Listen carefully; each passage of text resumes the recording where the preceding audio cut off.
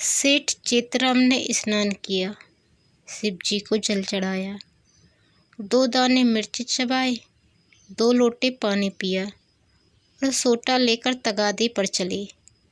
सेठ जी की उम्र कोई 50 की थी। सिर के बाल झड़ गए थे और खोपड़ी ऐसी साफ सुथरी निकल आई थी जैसे ऊसर खेत। आपकी आंखें थीं तो छोटी लेकिन बिल्कुल गोल। चेहरे के नीचे पेट था और पेट के नीचे टांगे, मानो किसी पीपे में 2 मेखें गाड़ दी गई हों। लेकिन यह खाली पीपा न था, इसमें सजीवता और कर्मशीलता कूट कूट कर भरी हुई थी। किसी बाकीदार आसामी के सामने इस पीपे का उछलना कूदना और पैतरे बदलना देखकर किसी नट की चिगिया भी लज्जित हो जाता। ऐसी आंखें लाल पीली करते, ऐसे गरजते कि दर्शकों की भीड़ लग जाती थी। उन्हें कंजूस तो नहीं कहा जा सकता, क्योंकि जब वह दुकान पर होते तो हर एक भिखमंगे के सामने एक कौड़ी फेंक देते। हाँ, उस समय उनके माथे पर कुछ ऐसा बल पड़ जाता, आंखें कुछ ऐसी प्रचंड हो जाती, नाक कुछ ऐसी सिकुड़ जाती थी कि भिखारी फिर उनकी दुकान पर न आता। लहने का बाप तगादा है, इस सिद्धांत के वह अनन्य भक्त थे। जलपान करने के बाद संध्या तक वह बराबर तगादा करते रहते थे। इसमें एक तो घर का भोजन बचता था, दूसरे आसामियों के माथे दूध, पूरी, मिठाई आदि पदार्थ खाने को मिल जाते थे। एक वक्त का भोजन बच जाना कोई साधारण बात नहीं है। एक भोजन का एक आना भी रख ले तो केवल इसी मद में उन्होंने अपने 30 वर्षों के महाजनी जीवन में कोई 800 रुपये बचा लिए थे। फिर लौटते समय दूसरे बेला के लिए भी दूध, दही, तेल, तरकारी, उपले, ईंधन मिल जाते थे। बहुधा संध्या का भोजन भी ना करना पड़ता था, इसलिए तगादे से ना चूकते थे। आसमान फटा पड़ता हो, आग बरस रही हो, आंधी आती हो, पर सेठ जी प्रकृति के अटल नियम की भांति तगादे पर जरूर निकल जाते। सेठानी ने पूछा, भोजन? सेठ जी ने गरज कर कहा, नहीं, सांझ का आने पर देखी जाएगी। सेठ जी ने एक किसान पर 5 रुपये आते थे। 6 महीने से दुष्ट ने सूद ब्याज कुछ न दिया था और न कभी कोई सौगात लेकर हाजिर हुआ था। उसका घर 3 कोस से कम न था, इसलिए सेठ जी टालते आते थे। आज उन्होंने उसी गांव चलने का निश्चय कर लिया। आज बिना दुष्ट से रुपए लिए ना मानूंगा, चाहे कितना ही रोएग आए। मगर इतनी लंबी यात्रा पैदल करना निंदास्पद था। लोग कहेंगे नाम बड़े दर्शन थोड़े, कहलाते सेठ, चलते हैं पैदल।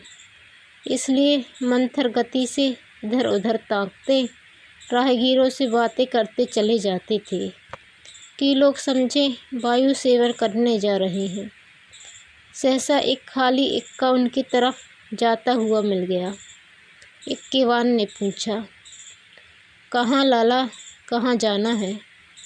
सेठ जी ने कहा, जाना तो कहीं नहीं है, 2 परख तो और हैं, लेकिन लाओ बैठ जाएं। इक्के वाले ने चुपती हुई आंखों से सेठ जी को देखा।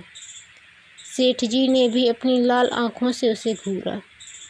दोनों समझ गए, आज लोहे के चने चबाने पड़ेंगे। इक्का चला। सेठ जी ने पहला वार किया, कहाँ घर है मियाँ साहब? घर कहाँ है हुजूर, जहाँ पड़ रहूं वहीं घर है। जब घर था तब था, अब तो बेघर बेदर हूँ, और सबसे बड़ी बात यह है कि बेपर हूँ।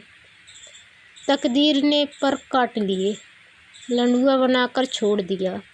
मेरे दादा नवाबी में चकलेदार थे हुजूर, 7 जिले के मालिक, जिसे चाहें तोप दम कर दें, फांसी पर लटका दें।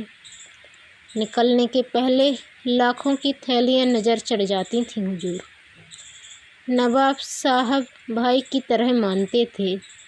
एक दिन वह थे, एक दिन यह है कि हम आप लोगों की गुलामी कर रहे हैं। दिनों का फेर है।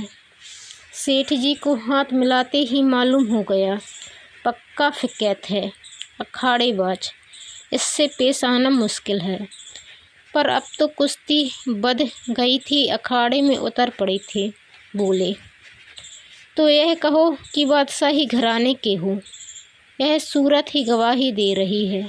दिनों का फेर है भाई, सब दिन बराबर नहीं जाते। हमारे यहाँ लक्ष्मी तो चंचला कहते हैं, बराबर चलती रहती है। आज मेरे घर, कल तुम्हारे घर। तुम्हारे दादा ने रुपए तो खूब छोड़े होंगे। इक्के वाला, अरे सेठ, उस दौलत का कोई हिसाब ना था। ना जाने कितने तहखाने भरे हुए थे। बोरों में सोने चांदी के डले रखे हुए थे। जवाहरात टोकरियों में भरे पड़े थे। एक एक पत्थर 50-50 लाख का। चमक दमक ऐसी थी कि चिराग मात। मगर तकदीर भी तो कोई चीज़ है। इधर दादा का 40वां हुआ, उधर नवाबी बुर्द हुई। सारा खजाना लुट गया।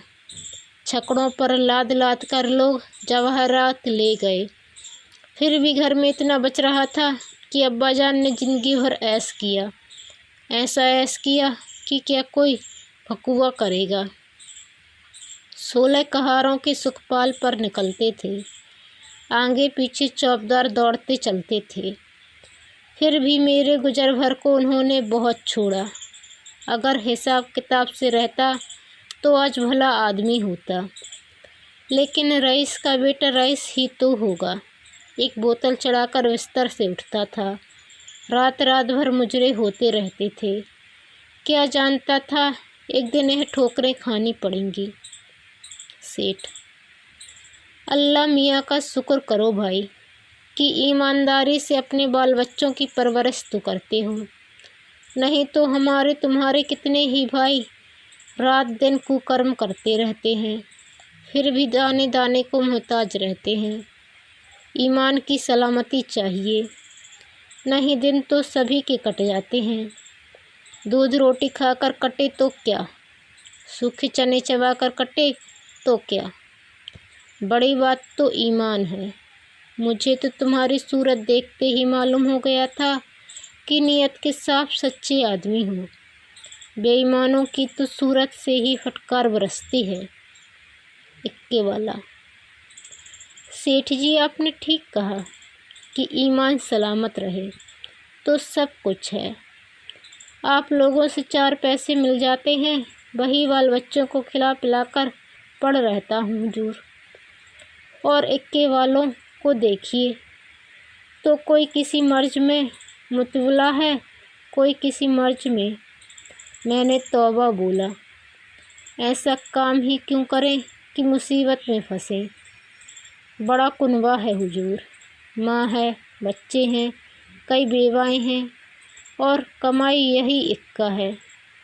फिर भी अल्लाह मियाँ किसी तरह निभाए जाते हैं। सेठ, वह बड़ा कारसाज है खां साहब, तुम्हारी कमाई में हमेशा बरकत होगी। केवाला, आप लोगों की मेहरबानी चाहिए। सेठ, भगवान की मेहरबानी चाहिए। तुमसे खूब भेंट हो गई। मैं इक्के वालों से बहुत घबराता हूँ, लेकिन अब मालूम हुआ अच्छे बुरे सभी जगह होते हैं। तुम्हारे जैसा सच्चा दीनदार आदमी मैंने नहीं देखा। कैसी साफ तबीयत पाई है तुमने कि वाह। सेठ जी की लच्छेदार बातें सुनकर इक्के वाला समझ गया कि यह महाशय परले सिरे के बैठकबाज हैं। यह सिर्फ मेरी तारीफ करके मुझे चकमा देना चाहते हैं। अब और किसी पहलू से अपना मतलब निकालना चाहिए।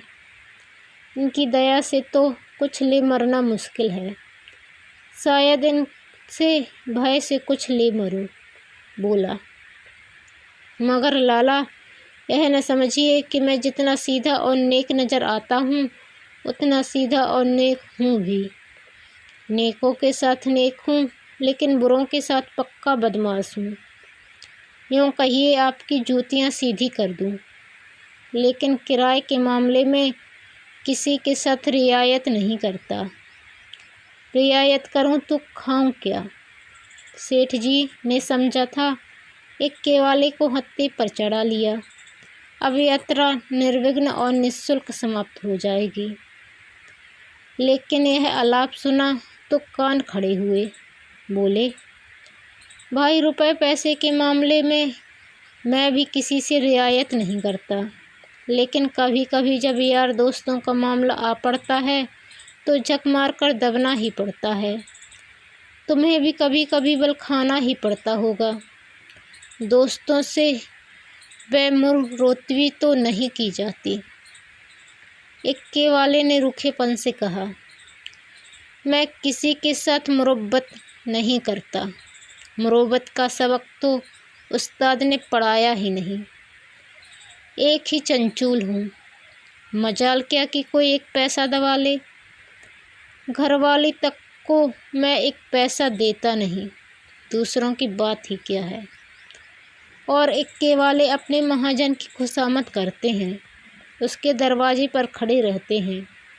यहाँ महाजनों को भी धता बताता हूँ, सब मेरे नाम को रोते हैं। रुपए लिए और साफ डकार गया। देखे आप कैसे वसूल करते हो बच्चा। नालिश करो, घर में क्या धरा है जो ले लोगे। सेठ जी को मानो जूड़े चढ़ाई, समझ गए यह शैतान बिना पैसे लिए ना मानेगा। जानते कि यह विपत्ति गले पड़ेगी तो भूलकर भी इक्के पर पाँव न रखते। इतनी दूर पैदल चलने में कौन पैर टूटे जाते थे। अगर इस तरह रोज़ पैसे देने पड़े तो फिर लेन देन कर चुका। सेठ जी भक्त जीव थे। शिव जी को जल चढ़ाने में जब से होश संभाला एक नागा भी न किया। क्या भक्त वत्सल शंकर भगवान इस अवसर पर मेरी सहायता न करेंगे? इष्ट देव का सुमरन करके बोले, खां साहब, और किसी से चाहे न दबो, पर पुलिस से तो दबना ही पड़ता होगा। वह तो किसी के सगे नहीं होते। इक्के वाले ने कहा मारा, कभी नहीं। उनसे उल्टे और कुछ न कुछ वसूल करता हूँ। जहाँ कोई शिकार मिला झट सस्ते भाड़े बैठाता हूँ और थाने पर पहुँचा देता हूँ। किराया भी मिल जाता है और इनाम भी। क्या मजाल कि कोई बोल सके। लाइसेंस नहीं लिया आज तक, लाइसेंस। मज़े में सदर में इक्का दौड़ाता फिरता हूँ, कोई साला चूं नहीं कर सकता। मेले ठेलों में अपनी खूब बन जाती है। अच्छे अच्छे माल चुनकर कोतवाली पहुँचाता हूँ। वहाँ कौन किसी की दाल गलती है, जिसे चाहे रोक ले। 1 दिन 2 दिन 3 दिन 20 बहाने हैं। कह दिया शक था कि यह औरत को भगाए लिए जाता था, फिर कौन बोल सकता है। साहब भी छोड़ना चाहें तो नहीं छोड़ सकते। मुझे सीधा न समझिएगा, एक ही हरामी हूँ। सवारियों से पहले किराया तय नहीं करता। ठिकाने पर पहुंचकर 1 के 2 लेता हूँ। जरा भी ची चपड़ किया तो आस्तीन चढ़ा पैंतरे बदल कर खड़ा हो जाता हूँ। फिर कौन है जो सामने ठहर सके। सेठ जी को रोमांच हो आया। हाथ में एक सोटा तो था, पर उसका व्यवहार करने की शक्ति का उनमें अभाव था। आज बुरे फंसे। ना जाने किस मनहूस का मुँह देखकर घर से चले थे। कहीं यह दुष्ट उलझ पड़े तो 5-10 दिन हल्दी सौंठ पीना पड़े। अब से भी कुशल है, यहाँ उतर जाऊं तो बच जाए, वही सही। भीगी बिल्ली बनकर बोले, अच्छा अब रोक लो खां साहब, मेरा गांव आ गया।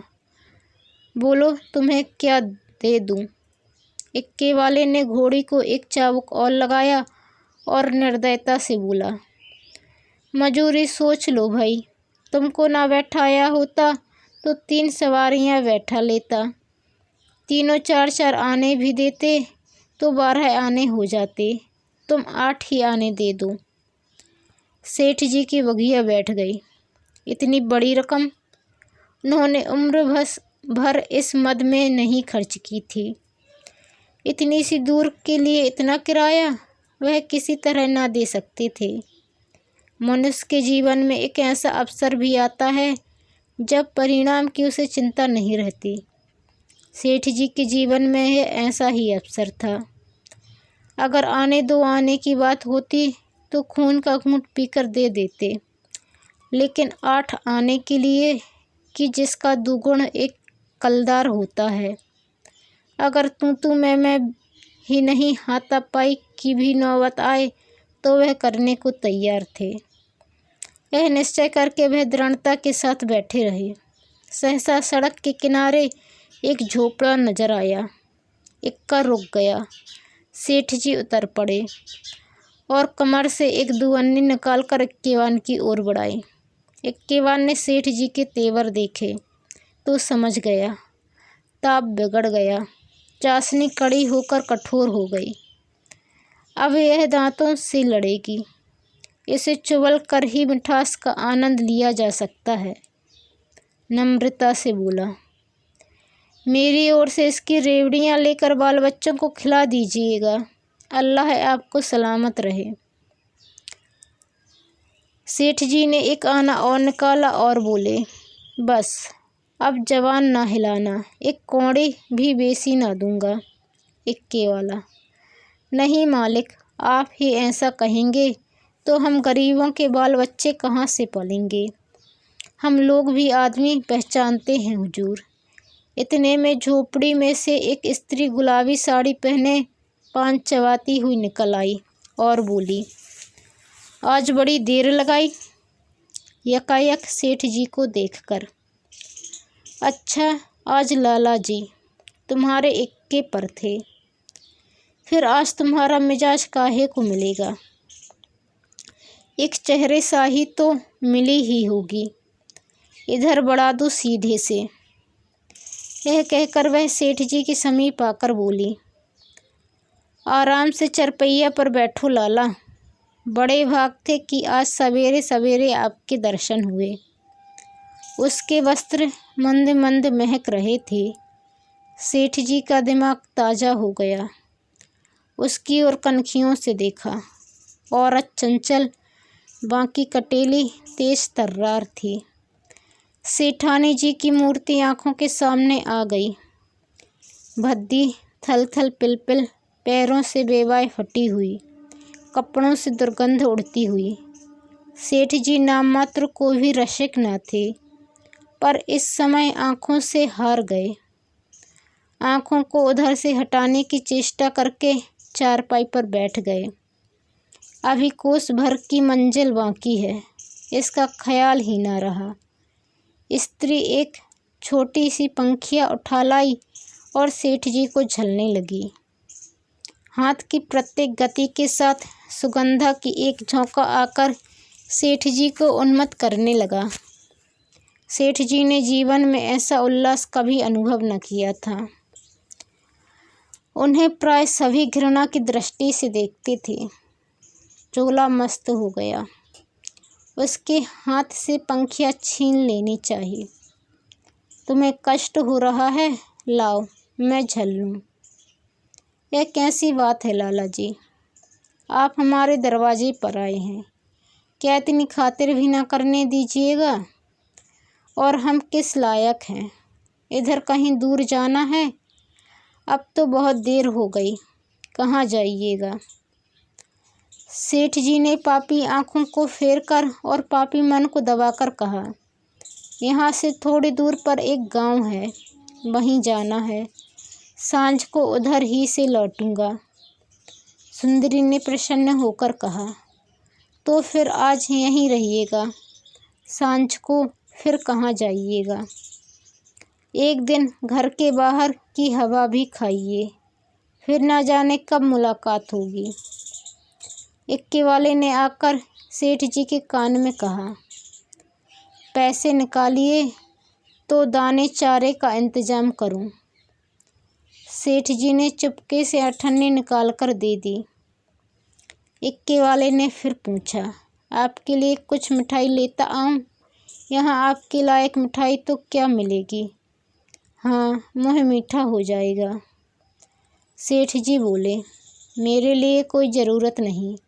हाँ, बच्चों के लिए यह 4 आने की मिठाई लिवाते आना। चवन्नी निकालकर सेठ जी ने उसके सामने ऐसे गर्व से फेंकी मानो इसकी उनके सामने कोई हकीकत नहीं है। सुंदरी के मुँह का भाव तो देखना चाहते थे, पर डरते थे कि कहीं वह यह न समझे लाला चवन्नी क्या दे रहे हैं, मानो किसी को मोल ले रहे हों। इक्के वाला चवन्नी उठाकर जा ही रहा था कि सुंदरी ने कहा, सेठ जी की चवन्नी लौटा दो।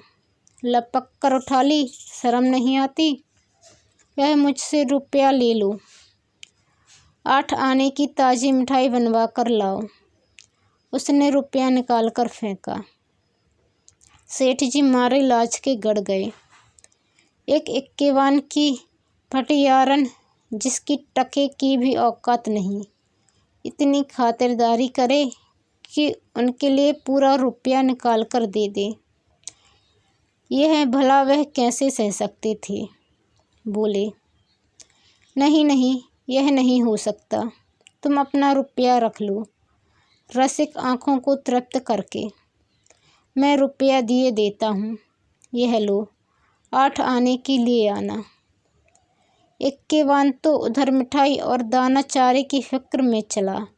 इधर सुंदरी ने सेठ से कहा, वह तो अभी देर में आएगा लाला, तब तक पान तो खाओ। सेठ जी ने इधर उधर ताक कर कहा, यहाँ तो कोई तंबोली नहीं है। सुंदरी उनकी ओर कटाक्षपूर्ण नेत्रों से देखकर बोली, क्या मेरे लगाए पान तंबोली के पानों से भी खराब होंगे? सेठ जी ने लज्जित होकर कहा, नहीं नहीं, यह बात नहीं। तुम मुसलमान हो ना? सुंदरी ने विनोदमय आग्रह से कहा, खुदा की कसम, इसी बात पर मैं तुम्हें पान खिलाकर छोड़ूंगी। यह कहकर उसने पानदान से एक बीड़ा निकाला और सेठ जी की तरफ चली।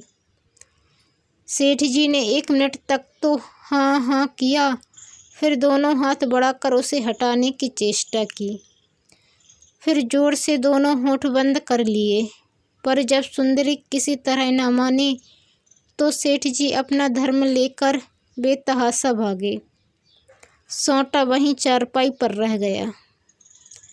20 कदम पर जाकर आप रुक गए और हाँफ कर बोले, देखो, इस तरह किसी का धर्म नहीं लिया जाता। हम लोग तुम्हारा छुआ पानी पी लें तो धर्म भ्रष्ट हो जाए। सुंदरी ने फिर दौड़ाया। सेठ जी फिर भागे। इधर 50 वर्ष से उन्हें इस तरह भागने का अवसर न पड़ा था।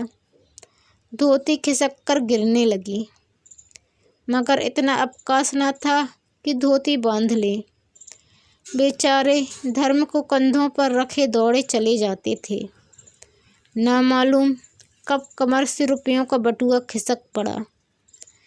जब एक 50 कदम पर फिर रुके और धोती ऊपर उठाई तो बटुआ नदारद। पीछे फिरकर देखा, सुंदरी हाथ में बटुआ लिए उन्हें दिखा रही थी और इशारे से बुला रही थी। मगर सेठ जी को धर्म रुपयों से कहीं प्यारा था। 2-4 कदम चले, फिर रुक गए। यकायक धर्म बुद्धि ने डांट बताई, थोड़े रुपयों के लिए धर्म छोड़े देते हो। रुपए बहुत मिलेंगे, धर्म कहाँ मिलेगा। यह सोचते हुए वह अपनी राह चले। जैसे कोई कुत्ता झगड़ालू कुत्तों के बीच से आहत दुम दबाए भागा जाता हो और बार बार पीछे फिरकर देख लेता हो कि कहीं भी दुष्ट आ तो नहीं रहे हैं। दोस्तों, आपको ये कहानी कैसी लगी कमेंट कर ज़रूर बताएं। यदि चैनल पर नए आए हैं तो प्लीज़ चैनल को सब्सक्राइब कर बेल आइकन को क्लिक कर लें। वीडियो पसंद आने पर लाइक और शेयर करना ना भूलें। धन्यवाद।